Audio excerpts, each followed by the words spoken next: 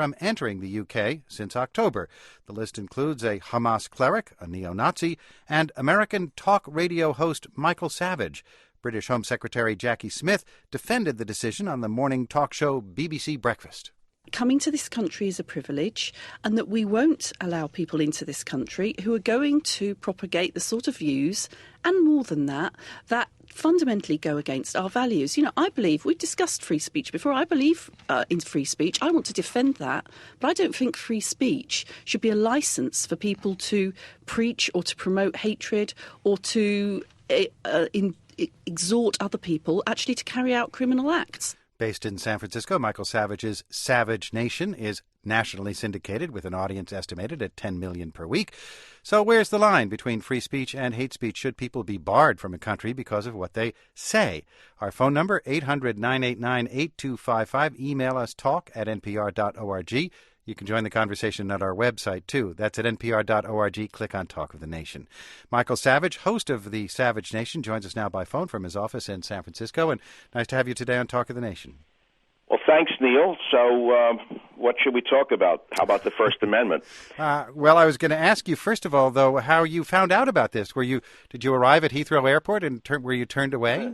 Well, no. I woke up, turned on the Drudge Report. When I saw it this morning, my first thought was, darn, there goes the summer trip where I plan to have my dental work done. The second thought was, there goes my visit to the restaurants of England for their great cuisine. But then when I thought about the list, I said, where's Kim Jong-il, who allegedly starved 1 million of his countrymen to death? And why am I on the same list as a Hamas terrorist who smashed a Jewish child's head in with a rifle butt? How in the world could this be happening in the land of the Magna Carta, I wondered? Has the nation of England now become the land of the mini-Carta? Well, presumably they've listened to some of the things that you said, or somebody complained about them or something. Have you found out how you got on this list? I don't know. How did I get on this secret list in the land of free speech? Neal, whatever happened to the liberal statement, I may disagree with you, but I would fight to the death your right to say it. Where did that go? Well, in that context, would you agree that Britain has the right and some would say the obligation to keep some people out of the country? Well, Neal, it sounds as though you agree with them. Well, for example, you use the example of a Hamas terrorist, your description. How would you describe someone who took a Jewish child's head and smashed it in with a rifle butt? How would you describe that? I would call that absolutely despicable, horrible, terrorist thing to do. But nevertheless... I didn't know that by what you said to me. But, well, I don't know that this man did that. You told me. You don't know that. Why don't you do your research? Maybe you'd find out a little bit more instead of lumping me in with him. Well, they lumped you in with him. You just said, shouldn't you be lumped in with them? No, I didn't. What I was going to say is, do they have a right to keep people like him out of their country? I don't know, but I know that we have a First Amendment in America, and as you well know, you're protected by it. Indeed. And the whole point of the First Amendment was to protect offensive speech, not polite speech. That is an important point. John Peter Zenger, the celebrated case in colonial American times, was not a polite man. Well, he was trying to fight the British, who were oppressing the colonists. And the First Amendment was written after the Revolutionary War, and we had our First Amendment and our Bill of Rights, to protect speech that authorities would find to be threatening. And as you considered this list, are you taking any actions about it? Well, I've consulted with some very liberal First Amendment attorneys who are friends of mine. They don't agree with my politics, but they understand what happens to a nation that starts banning speech. And I am considering a direct lawsuit against this Jackie Smith, who is laughed at in her own country, by the way. The Home Secretary in Britain. Well, she is considered an abject clown by people who understand what she's doing. Do you know that this woman has redefined terrorism? She's also sought the tracking of emails and telephone calls. Redefine terrorism in what way? Well, okay, she's been labeled a pocket dictator by one writer in England.